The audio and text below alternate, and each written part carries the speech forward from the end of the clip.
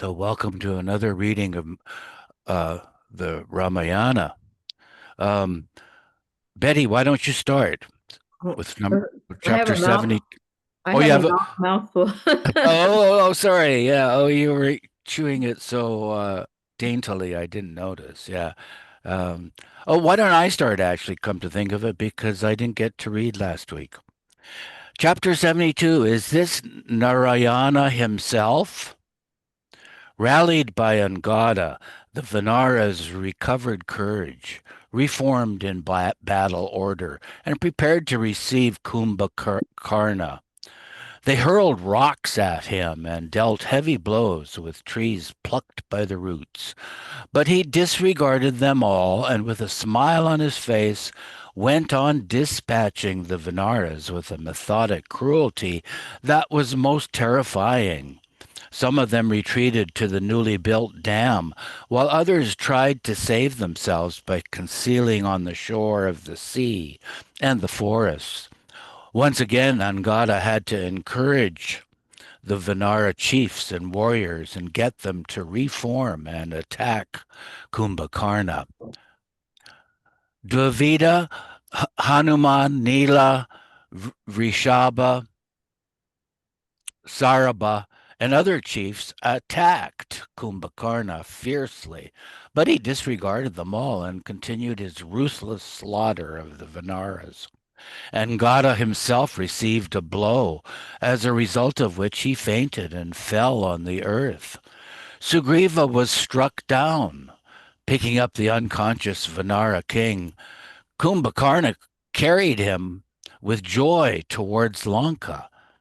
The Rakshasa army rejoiced greatly and raised a triumphant uproar. Kumbhakarna wished to make a present of the captive Vanara king to his brother Ravana. As Kumbhakarna went through the royal highway carrying in triumph the unconscious Vanara king, the Rakshasas and their women folk, standing on the terraces, showered flowers and poured sandalwood paste. This incidentally revived Sugriva. He opened his eyes and wondered where he was and what had happened. He soon understood everything. He then began to bite with his teeth and tear with his nails the ears and nose of the Rakshasa who was carrying him. Worried thus, Kumbhakarna threw him down, intending to crush him with his feet. But when he was once on the ground, Sugriva jumped and flew off across the sky and arrived at the place where Rama was. Hanuman was sure that Sugriva would somehow come back. Foreseeing this escape of Sugriva, Hanuman had rallied the Vanara ranks and prepared them again for battle. Grim and gruesome, with torn nose and ears, Kumbhakarna, like a great blood-red evening cloud, and raging like death at the end of time, returned to the battlefield with a huge iron mace in his hand. None could now stop Kumbhakarna. He began to kill and devour the Vanaras. The whole army began to disappear in this way. They tried to deter him by climbing on his mountain-like body and tearing at it with nails and teeth, but without effect, for he shook them off as if they were flies. None of the Vanara chiefs could hold him. Lakshmana tried with his arrows to obstruct his progress, but the Rakshasa passed him by and rushed forward to face Rama himself. For a long time, Rama kept aiming powerful darts at the Rakshasa. The arrow that pierced the seven sal trees and the adamantine body of Vali was powerless against Kumbhakarna. Sending sharper and stronger arrows, Rama wounded the arms and the feet of the Rakshasa, but nothing short of death would stop him. His legs were cut off, but legless he moved about on his stumps and went on with demoniac, demoniac, demoniac, Demonic. ferocity, demonic, right, that's what it should be. Demonic ferocity, fighting his brother's battle. At last, Rama cut off his head with an arrow. The severed head, carried by the force of Rama's arrow, rose into the sky and, red with blood, fell in Lanka like a hill with its forests aflame. The news was carried to Ravana, your brother Kumbhakarna, terrible like all-destroying death at the end of time, has entered the heaven of slaughtered heroes. He killed thousands of Vanaras and for a long time kept the army of Rama and Lakshmana in fear of destruction. But at last he was slain by Rama himself, and deprived of arms and legs, his mutilated body lies like a mighty tree, disfigured by a forest fire. A part has fallen into the sea. Another big part blocks the entrance to the fortress. The severed head, flying across the sky, has dropped in the city and is lying there. Your beloved brother has gone to heaven. When the Rakshasas told this tale, Ravana felt that his own life had left him. He swooned. After recovering consciousness, he cried in grief and anger. Ah, mighty warrior, how could you go to Yama's world, leaving me behind? My right hand is cut off. How did Rama kill you, you whom in the whole world no enemy dared approach? I see the gods rejoicing in their heavens at your fall. The Vanara are dancing with delight. Of what use is this kingdom to me? Why should I cling to life when my dear brother has left me? Yes, I have to torture and slay the man who killed this dear brother of mine. Then, with sudden and futile remorse, he wailed, Alas, why did I refuse to listen to Vibhishana? Cyrus and his other sons tried to console Ravana. What is the use of lamentation? They argued. You who have secured from Brahma strength and armor, why should you fear or lose yourself in grief? And Cyrus himself set out for the battlefield. Many others eagerly followed him, riding on elephants and chariots. A great battle ensued. Narantaka, riding on horseback, spear in hand, wrought havoc among the Vanaras and was proceeding towards Sugriva. Angada opposed him and killed him and his horse. Likewise, Devantaka and Cyrus were slain by Hanuman and Mahodara by Nila. Atikaya fell a prey to Lakshmana's arrows. But before they died, these four had fought like four Yamas and caused enormous loss to the Vanara forces. When Ravana heard that Atikaya was dead, he was bewildered. This is incredible. These, my warriors, firm and mighty like mountains and irresistible like the ocean, have been slain one by these enemies. Those who till now have never known defeat have been defeated and lie dead in the battlefield. There stand my foes who have broken out of the serpent entanglements with which my peerless son Indrajit had bound them. I cannot explain the marvel of this man Rama's strength. May it be that he is Narayana himself? Thus bewildered, Ravana lost heart. He wanted that the enemy forces should not enter the fortress, and in particular should not enter the Ashoka Vana. He supervised the defenses again and returned to the palace, downcast and forlorn. Indrajit comforted his father. Why should you worry when I am here alive? He said, and gathered an army, and with it made another sortie. He swooped down on the Vanara forces and killed and wounded thousands of them. They were helpless against his fury. The Brahmastra of Indrajit was effective against even Rama and Lakshmana, who were tied up by it.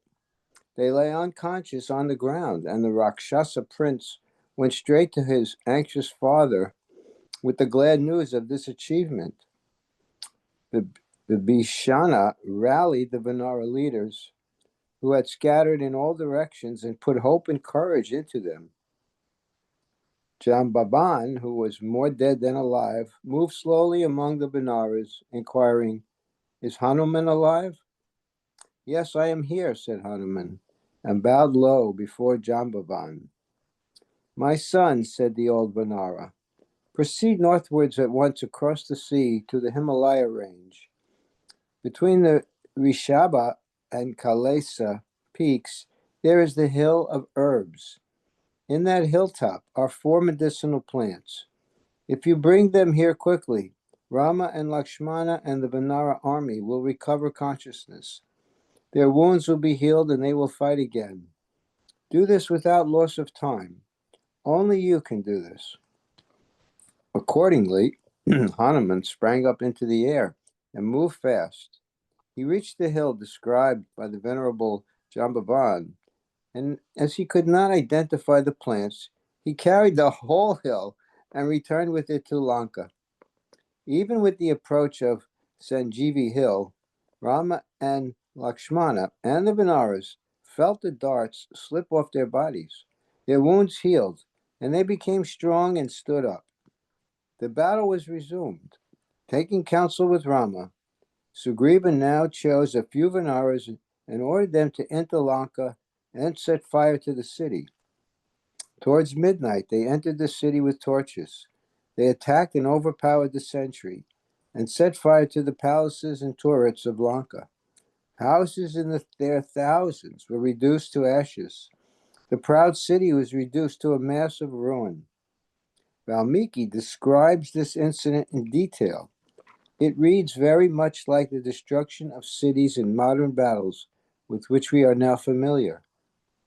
Seeing Lanka being burnt down by the Benares, Ravana was furious and sent to the battlefield Kumbha and Nikumbha, the sons of Kumbhakarna, together with Upaksha and other Raksha warriors.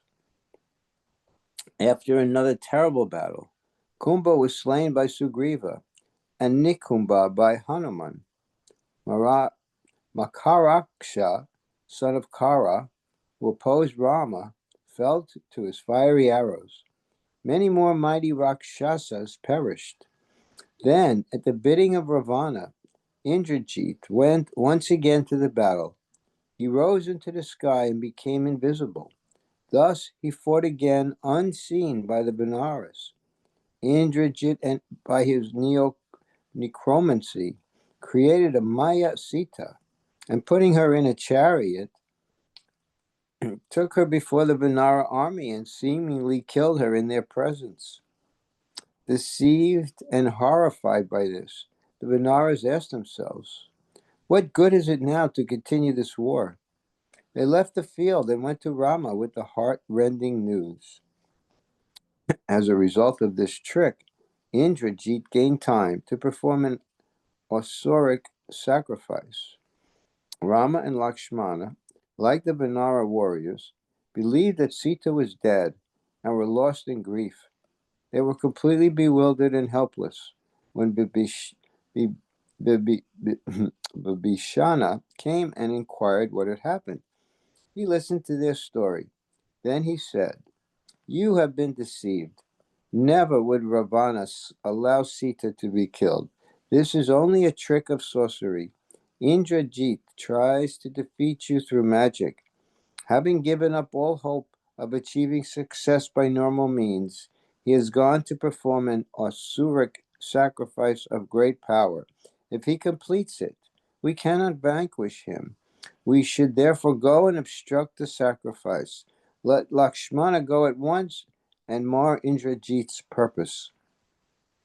Accepting this advice, Rama sent Lakshmana, who was accompanied by Hanuman and other Vanaras, besides Vibhishana. They went to the spot where Indrajit was about to offer oblations to evil spirits. The sacrifice was interrupted, and a long and fierce battle ensued. Ascending his chariot, the son of Ravana sent forth his arrows. Standing on Hanuman, Lakshmana did the same. As they were well matched in strength and skill, the battle lasted long. The chariot of Indrajit was destroyed in the course of the combat, and both the heroes stood on the ground and continued the battle. At last, Lakshmana used the Indra Astra spell, and uttering the name of Rama, discharged the fatal arrow.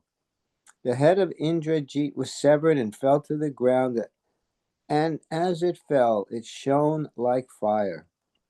The Devas and Gandharvas showered flowers from the heavens. Lakshmana then went to Rama. He was wounded all over and bleeding. He walked slowly, supported by Jambavan and Hanuman. Rama had already heard the news of the death of Indrajit. Lakshmana, he cried, this is the end of the Rakshasa race. You have achieved it. Lakshmana modestly stood back, but Rama, seated on his lap, kissed his head and gave vent to his joy. You have performed a mighty deed, impossible for anyone else. You have deprived Ravana of his right hand. Who in the world can equal you or Bibhishana or Hanuman? I have no more care. You have vanquished the conqueror of Indra. I feel I have already recovered Sita. The news reached Ravana that Indrajit had been slain by Lakshmana. When he heard that Vibhishana helped Lakshmana in slaying Indrajit, his grief and anger swelled, and the tears he shed burst where they fell, and from his mouth issued fire. Alas, my son, O peerless warrior, O hero, vanquisher of the great Indra, has death won after all? Have you entered the heaven of heroes? But I should not grieve, he said. But the father's heart would not thus be denied, and again he cried, what? Is Indrajit gone? The world is now empty for me. O son, you have left your mother Mandodari and your dear wife and myself heartbroken and disconsolate. Nothing remains to us now but revenge and despair. It is best to kill Sita, the cause of all this tragedy. My son killed the Maya Sita. Now I shall kill the real Sita herself. So saying, he rushed out, sword in hand, intending to do it. Some fierce Rakshasas, seeing Ravana issuing out in anger, applauded him with joy. But the minister Suparvsva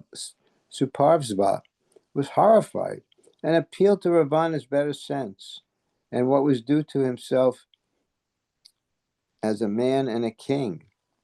King, he cried, how dare you think such a thought? How can you do it? O Lord of 10 heads, brother of Kubera, are you thinking to kill a woman? Are you going to incur this shame and sin?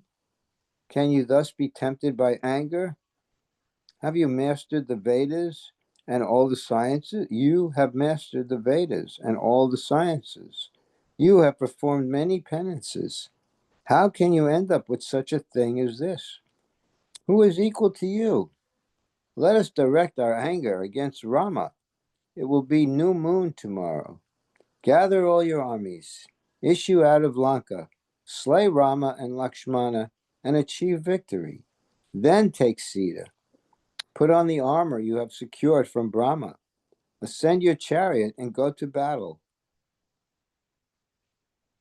Ravana, Ravana felt that Suparvsva was right, and his words were good. Seated on his throne, he was silent for a while, lost in profound meditation.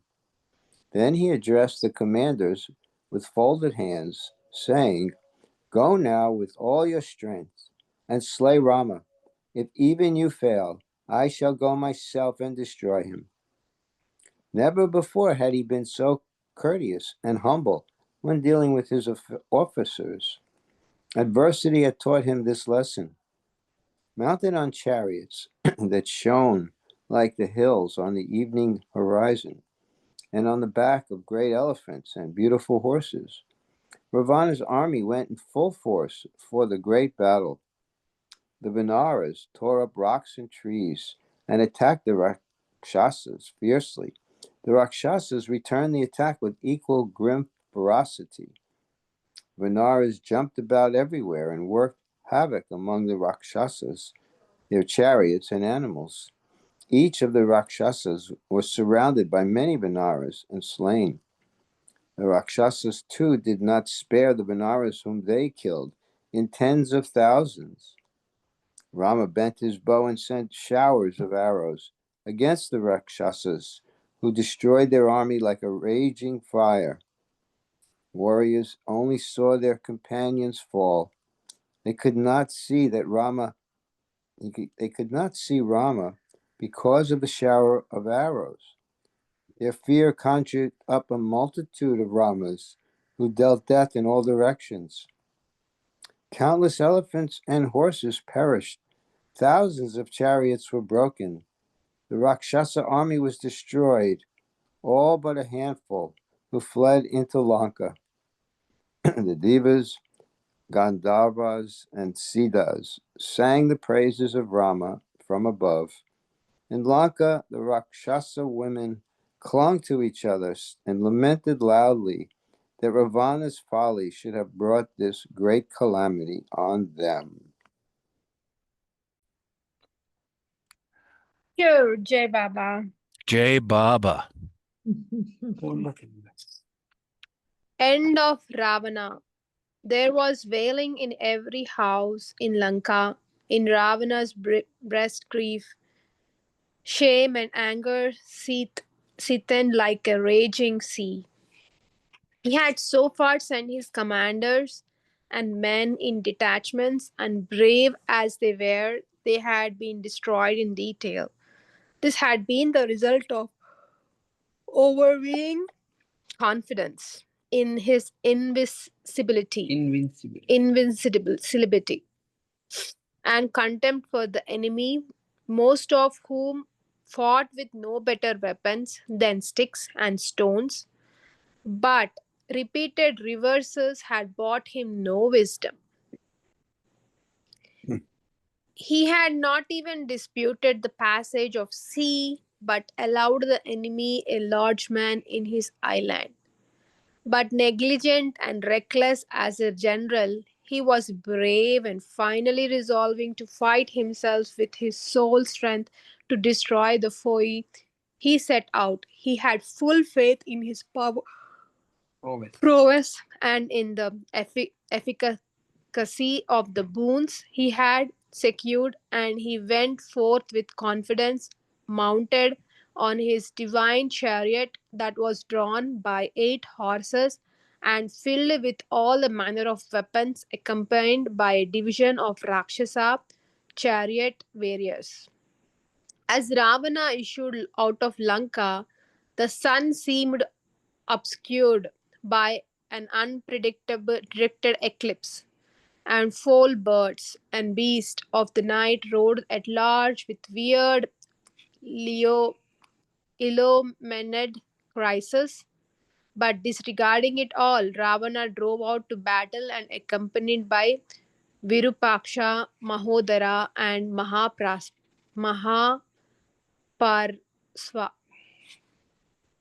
The mighty Rakshasa warriors who followed Ravana were moved down by a deadly fight of arrows and chunks of rocks, and presently Ravana found himself facing Lakshmana, who tried to oppose his further progress. Forcing his way past Lakshmana, Ravana precipitated himself against Rama with all the pent up fury of hatred and revenge and strove to overwhelm with the spate of arrows. Rama easily baffled these arrows with his own and struck Ravana repeatedly, without, however, being able to penetrate his armor. Thus, they fought this supreme bowmen, each bent on um, slaying the slaying the other and using increasingly potent missiles of secret power. While the gods in heaven looked on with marvel and admiration, neither hero had met such an opponent before, and on both sides admiration was mingled with worth. Rama pierced with his darts and every limb of Ravana, and yet he did not fall. Then Lakshmana and Vibhishana together attacked Ravana, furious with his brother and determined to kill him. Ravana flung at him a powerful weapon, but intercepted by a dart of Lakshmana, it broke into two and fell on the ground like a burning brand.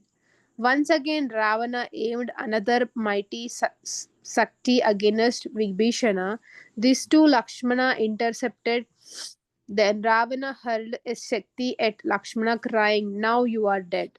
Under its impact, Lakshmana fell down unconscious on the ground. Not observing this, Rama went on keeping up his pressure against Ravana. While the battle raged between the two, the Vanara leaders took counsel and sent Hanuman once again to the hill of herbs to save the life of Lakshmana. For the second time, Hanuman flew northwards and wasting time searching for the plants and returned with the whole mountain. Not Lakshmana, Not so, with not wasting time. yeah, not wasting time searching for plants and returned with the whole mountain. Lakshmana got well again and resumed his part in the battle. Meanwhile, Matali brought his master's Indra chariot to the battlefield for the use of Rama. Indra, king of gods, has sent this for your use, said Matali. Be pleased to ascend this chariot and destroy Ravana, the enemy of gods. Rama bowed to go to the gods, circumambulated the divine chariot and ascended it. Then followed a wonderful battle. Sorely wounded, Ravana fell unconscious, and noting this, this chariot quietly took him out of the battlefield. Meher will continue the rest. right. So Thanks, Hari. Go have a nap. You were yawning a few times. I was Yeah, surprised. it's so relaxing with the sun here. Oh, Sun. sorely wounded, Ravana felt unconscious, and noting this, his charioteer quietly took him out of the battlefield. When, a little later, Ravana recovered consciousness, he was highly wroth with his charioteer for taking him out of the battlefield and insisted on being taken back to face Rama. The grim battle began again. Every astra was met by another. In new and wonderful ways, the two chariots moved and the two warriors fought for a long time. While both armies watched the spectacle with breathless admiration and anxiety, Matali, the charioteer, whispered into Rama's ear, "The Rakshasa end is approaching. Delay no further. May I remind you of Brahmastra?" Rama uttered the spell and sent the Brahmastra. Though the Rakshas's 10 heads had often been cut off before, they had grown again and baffled Rama. The Brahmastra, emitting flames, went towards Ravana and pierced his chest, where was enshrined the secret of his invincibility, and shattered it. Then the bow slipped from Rakshas's hand, and he fell down from the chariot and lay stretched on the battlefield. The gods blew their trumpets. Rama and his chariot were covered by a heap of flowers showered from the heavens. Lakshmana, Vibhishana, Jambavan, and other warriors surrounded Rama, lost in joy and adoration. When the first flush of triumph was over, and Vibhishana looked at his brother's body, the natural call of blood and memoirs of boyhood days when Ravana and he had loved and played quite overwhelmed him, and he burst into lamentations over his lost brother. "O warrior," he cried, "O brother of heroic deeds, O scholar learned in all Shastras, O valiant and famous king of kings, your great arms are now sprawling helpless on the ground, self willed and self deceived, surrounded by bad advisers. You would not heed my warning. The worst I feared has happened now. You reaped what you sowed, and you lie on the bare ground. O once mighty ruler of the Rakshasas." Vibhishana, thus lamenting, Rama spoke. Ravana fought like a true warrior and fell fighting like a hero. Death has washed his sins. It calls for no mourning. Ravana has entered heaven. Rama cleared all confusion from Vibhishana's mind and bade him do the funeral rites for his departed brother. Said Rama, "It is for you now, his brother, to do his rites. Death ends all enmity. I, his former foe, even I can rightly perform his obsequies. Your brother is my brother too, is he not?" The women of Ravana's palace came to the field to mourn. They led the queen Mandodari, who looked like the goddess of grief incarnate. The crowned queen and beloved wife of Ravana was in utter dissolution. "Indra, king of gods, dared not face your anger," she cried. "The rishis and the Gandharvas at the very sight of you fled in fear in all directions. And now a mere man, a wanderer in the forest, has brought you down? I do not understand how this could have happened. Truly, fate is all power. But Lord, my Lord, I warned you long ago. Did I not tell you this Rama is no mere human being, but someone greater than Indra or Agni, Zeus, or Yama, whom you could not vanquish? This Rama is no other than Vishnu himself in human form, God without beginning, middle, or end. Even when we heard that he stood on the ground riding no car and slew your brother Kara in Janasthana, did I not say this? When Hanuman penetrated Lanka, the impenetrable fortress, and laid it waste, I knew the truth. I begged you not to incur their enmity, but you would not listen. Why did you cast lustful eyes on chaste Sita? This was the madness that drove you to your death. Was it not a heinous sin to carry her off when she was alone? Death in the form of Sita drew you to your end. Sita and Rama are now reunited and happy after their brief separation. But me and all our race you have thrust for very into the depths of sorrow. Alas, my husband, my lover, you lie dead. Yet how beautiful you look with your body pierced by Rama's darts, covered with blood and dust of battle. What should I do now? I had a lord who was the lord of Lanka. I had a son who had vanquished Indra. They have left me, and I am mere helpless widow without friends or home. Lamenting thus, Mandodari fell on Ravana's body and lay unconscious. Go ahead, Diana. Okay. Chapter 75, The End. Vibhishana was crowned king of Lanka in a magnificent ceremony.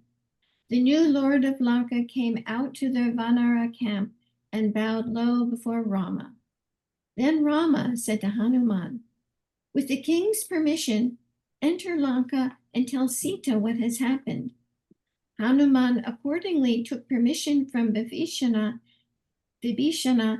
and went to Ashokavana to convey the news to Sita. Sita's joy was beyond words. She was silent. "Why, mother?" asked Hanuman. "Why do you not speak?" "What is there to say, my son?" she answered. "How can I repay my debt to you? Your wisdom, your valor, your prowess, your patience, your humility are all your own. None in the world can equal you." As she said this, her eyes filled with tears of gratitude and affection. Hanuman looked at the Rakshasi women who had guarded Sita and turning to Sita said, "I wish to slay these cruel women who troubled you. Do give me leave." "No, my son," she answered. "Who in the world is blameless? It is the part of noble souls to be compassionate towards all, sinners as well as good people." These words of Sita are treasured like nectar by generations of pious men. The worst of sinners, clinging to the golden feet of the mother, can gain forgiveness. "These Rakshasis," she continued, "but carried out their master's orders. How are they to blame? Their king is dead and has paid for his crime. It is unjust to punish these Rakshasis now." All that Hanuman could find to say in reverent admiration was that what she had said was only what was worthy of Rama's wife. "What message am I to carry to Rama?" he asked. "I am eager to be in his presence," she answered. "That is all." Hanuman returned to Rama and gave an account of his visit. For some reason, Rama's face now darkened, and with lackluster eyes, he fell into a brown study. A little later, he turned to Vibhishana and said, "Ask Sita to bathe and bedeck herself and bring her here." When the message reached Sita in the Ashokavana, she said, "I would rather go as I am." "Not so, my lady," said Vibhishana. "The prince's orders should be obeyed." So after a bath and bedecked with jewels and seated on a palanquin, Sita went to the camp. When he heard that Sita was coming, Rama woke up from his meditation. Events of the past rose like waves and, battering against his mind, threw it into a wild commotion of shame, grief, and joy. As Sita's palanquin was taken through the great concourse of Benares, they thronged round the princess and caused confusion. It was made worse by Vanara leaders trying to push them aside and make way for the palanquin. "Let no one be kept away," said Rama. "These dear Vanaras have stood and suffered for me. Sita will be pleased to see me surrounded by such friends. Let no one be pushed away. Rama's face showed a strange transformation of mind. None of those around him, not even Lakshmana, could understand. Alighting from the palanquin, Sita, with downcast eyes, proceeded towards Rama. Aryaputra, she said, and sobbed, unable to speak. Aryaputra in Sanskrit means beloved and noble one, and is an intimate form of address of wife to husband. I have slain the enemy, said Rama. I have recovered you. I have done my duty as Kashtraya.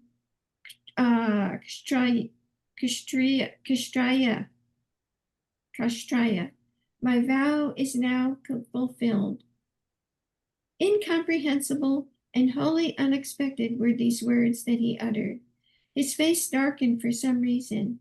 Then he spoke even harsher words. It is not for mere attachment to you that I waged this grim battle, but in the discharge of duty as a Kshatriya. It gives me no joy now to get you back, for dubiety envelops you like a dark cloud of smoke. What do you wish to do now? He continued. Let me say that again. What do you wish to do now? He continued. You must live alone, for we cannot live together. You can stay under the protection of any of our kinsmen or friends. How can a Kshatriya take back a wife who has lived so long in a stranger's house? Sita looked at Rama. Her eyes flashed fire. Unworthy words have you spoken, she said. My ears have heard them and my heart is broken. The uncultured may speak such words, but not one nobly born and brought up like you. Your anger, it seems, has destroyed your understanding. My lord does not remember the family from which I come. Janaka, the great seer, was my father, and he brought me up. Is it my fault that the wicked Rakshasa seized me by force and imprisoned me? But since this is how you look at it, there is but one course open to me. Then turning to Lakshmana, fetch the faggots, Lakshmana, and kindle a fire, she said. Lakshmana, who had been watching Rama's behavior in dismay and indignation, turned to look at Rama's face, seeking his orders. But Rama did not say no to Sita's request, nor show any sign of softening. Obeying Sita, Lakshmana kindled a big fire, and the princess, with eyes fixed on the ground, circumambulated her lord and exclaimed, Ye gods, I bow before you. O rishis, I bow to you. O Agni, you at least know my purity and will take me as your own. With these words, she jumped into the flames, and wonder of wonders, the lambent flames were crowded with celestial figures, for all the gods came and assembled there, and Brahma spoke. Narayana, mighty God that took human form to slay Ravana, is not this your own Lakshmi? Agni, god of fire, rose in his own body out of the flames, and lifting Sita in his arms with all her clothes and jewels untouched and intact, presented her to Rama. Rama said to Brahma, Who am I? All that I know and can tell is that I am Rama, son of Dasaratha. You know who I am and whence I came and more. It is you who must inform me. Saying this to Brahma, Rama accepted Sita, fire proved. Think you that I did not know your irreproachable purity? This ordeal was to satisfy the people. Without it, they would say, would they not, that Rama, blinded by love, behaved with a strange weakness and broke the rule of well-brought-up men. So saying, he drew her to his side. Then Dasaratha descended from above, and placing the prince on his lap, blessed him. My child, he said to Sita, forgive my son, Forgive him for the wrong he did you to preserve the Dharma of the world. God bless you. Indra gave his boon, and the Vanaras who died in battle for Rama regained their lives. Rama and Sita, now reunited, ascended the Pushpaka, which carried them swiftly in the air with their friends, the Vanara warriors, and Vibhishana to Ayodhya. As they traveled in the sky, "Look there," he said, "that is the causeway built by Nala." Again, "Look there, that is Kishkinda," he said, "where I met and made friends with Hanuman and Sugriva." And Rama pointed out to Sita the spots where he and Lakshmana had wandered disconsolate, and related to her all his unforgettable experiences. Alighting at Bharadvaja's ashrama, they sent word in advance to Guha and Bharata.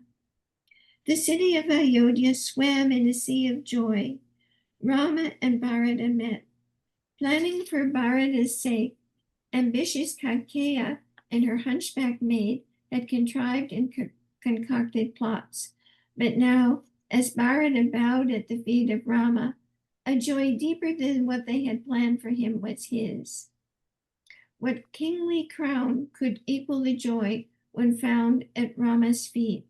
What sovereignty could bring one the glory that was now Bharata's forever? The Vaishnava hymns exalt Bharata even above Rama for a spotless mind and unblemished unselfishness. For 14 years, till the return of Rama, Bharata installed Rama's Pandukas and administered the kingdom as a devotional exercise in the service of his brother. Now that Rama was crowned king as his father had wished, Bharata's penance was at an end and his heart was filled with joy. Of Hanuman, need anything be said? Receiving from Rama a pearl necklace, Sita put it round Hanuman's neck.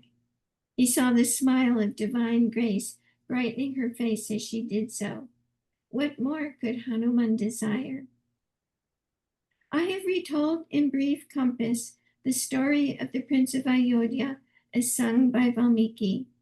Those who read or listen to the tale, it is said, will be saved from sin and sorrow.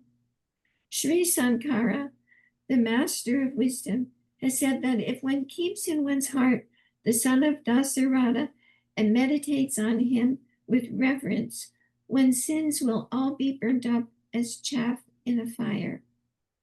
After the avatar of Rama, the Lord appeared again among men with greater sulabhya, or easy accessibility, as Govinda.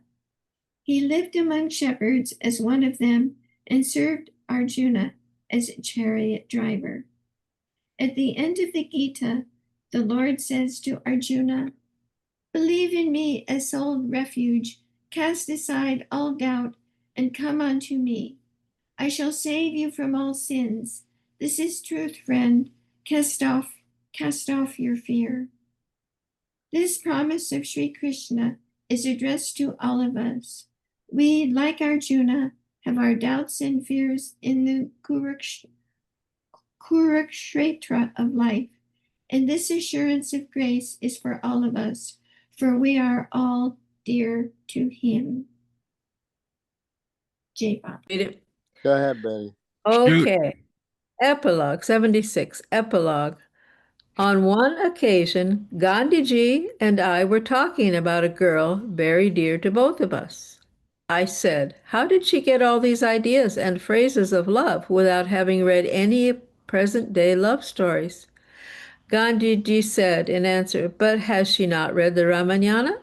Is the Ramayana not a love story too?" This struck me as profound. Then we turned to other matters. Dasaratha's troubles began with love.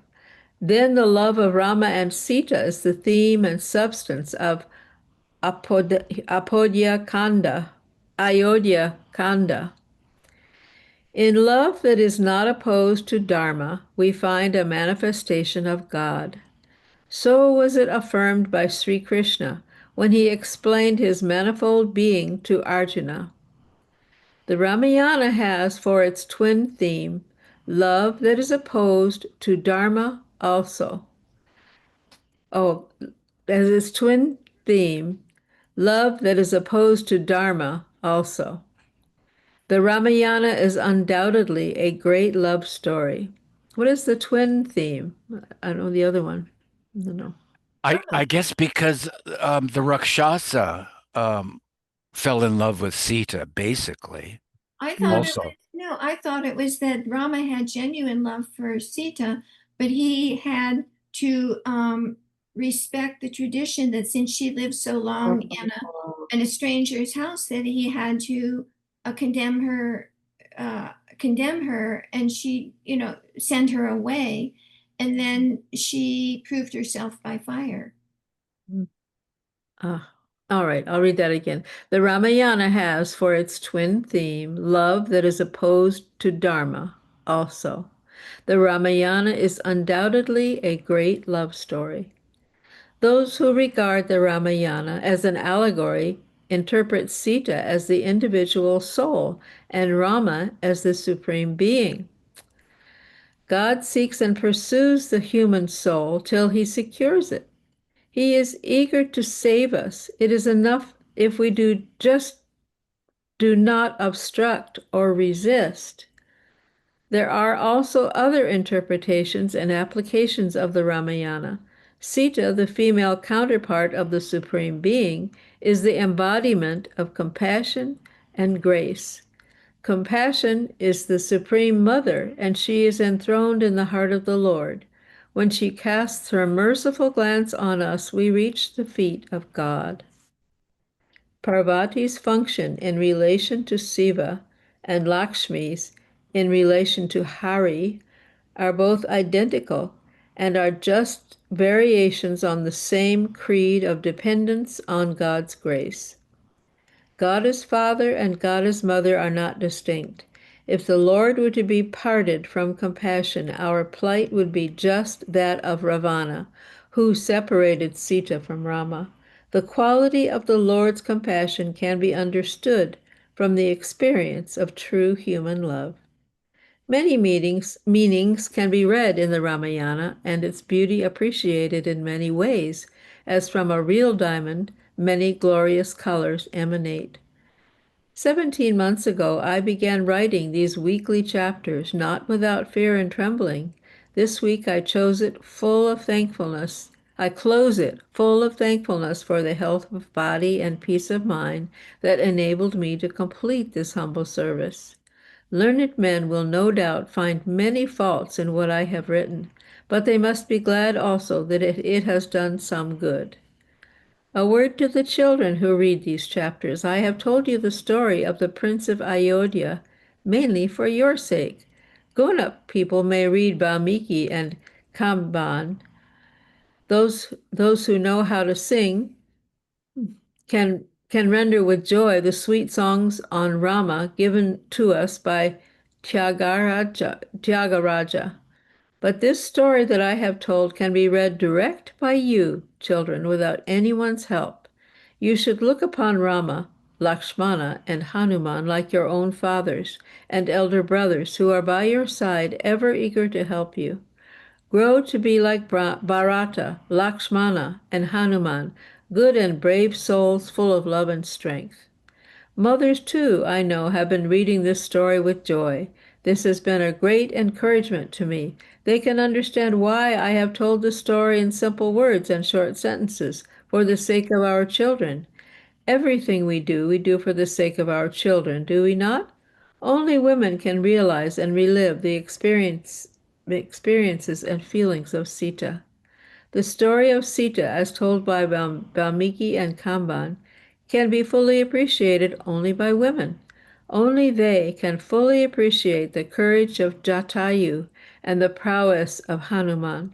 Sita's sorrows have not ended with the Ramayana. They go on still in the lives of our women. In the Rama avatar, Rama did not know that he was God incarnate. Krishna knew that he was an avatar and acted accordingly. We should read the two stories with this difference in mind. The despair and grief that the man Rama experienced, Krishna never knew. When he sucked at the demon woman's breast or was bound with a rope and thrashed for mischief, he cared not, nor grieved. Standing weaponless in the battlefield, he led the warrior to destroy the wicked. In every episode of Krishna, we see the difference between the two avatars. I have followed the story of the Prince of Ayodhya as told by Valmiki.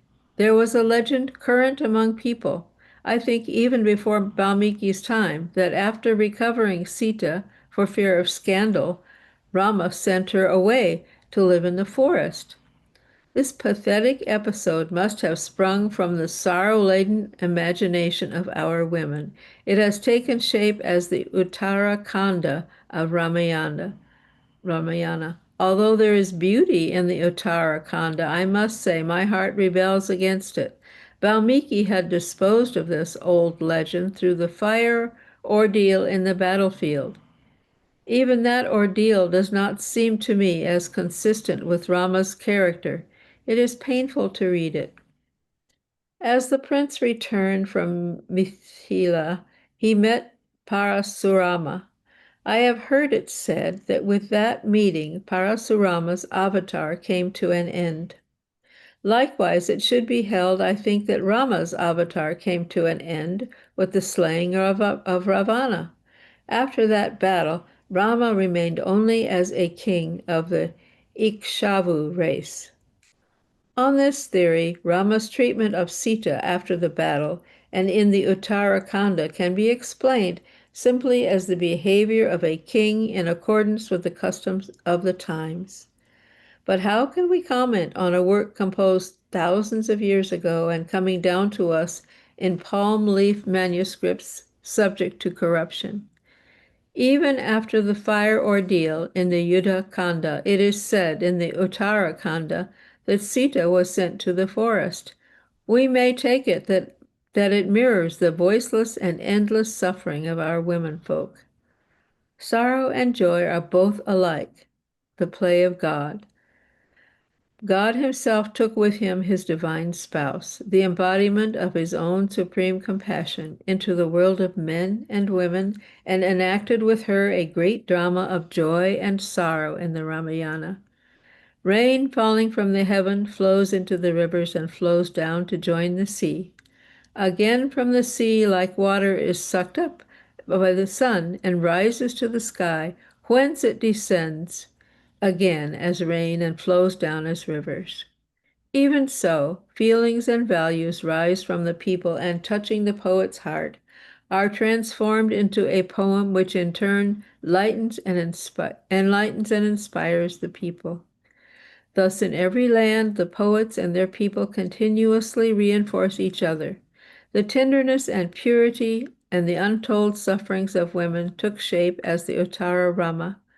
Like an unflickering lamp, it throws light on the quality of their hearts. Whether the epics and songs of a nation spring from the faith and ideas of the common folk, or whether a nation's faith and ideas are produced by its literature, is a question which one is free to answer as one likes. Does a plant spring from the seed, or does the seed issue from the plant? Was the bird or the egg the first cause? Did the clouds rise from the sea, or was the sea filled by the waters from the sky? All such inquiries take us to the feet of God, transcending speech and thought. One other point. In describing how Ravana carried off Sita, Kamban differs from Valmiki. In Kamban's Ramayana, Ravana does not seize and carry Sita, as Valmiki describes, without touching her. Without touching her, he lifts her with the earth on which she stands. Kamban's version is followed by most popular expositors, because this version is less painful to our feelings. It is no sin or shame to an innocent woman if a villain behaves like a brute. Yet mistakenly, we in this country look on the violence of a brute as causing a blemish to the woman's purity. It is in deference to this wrong feeling that Kaman departed from Valmiki here. For this same reason, Tulsidas relates that the Sita seized and carried off by Ravana was not the real Sita at all, but a palpable image of hers left behind by the real Sita. Thus the story is told in all North India. During the fire ordeal, it is the Maya Sita that disappears, and the real Sita springs again and returns from the flames. It was perhaps presumptuous on my part to have begun the task, but it was a joy to retell the Ramayana. Now, when it is over, I feel like one awakening from a dream of joy. When the prince left the city, he felt no sorrow. It was only when he lost Sita that he knew grief. So with me, too. When I had to step down from high office and heavy responsibility, I did not feel at a loss or wonder what to do next. But now, when I have come to the end of the tale of the Prince of Ayodhya, the void is like that of a shrine without a god. Let no one look upon work as a burden. Good work is the secret that keeps life going. While one should not hanker after results, life without work would be unendurable. Oh my goodness. Wow.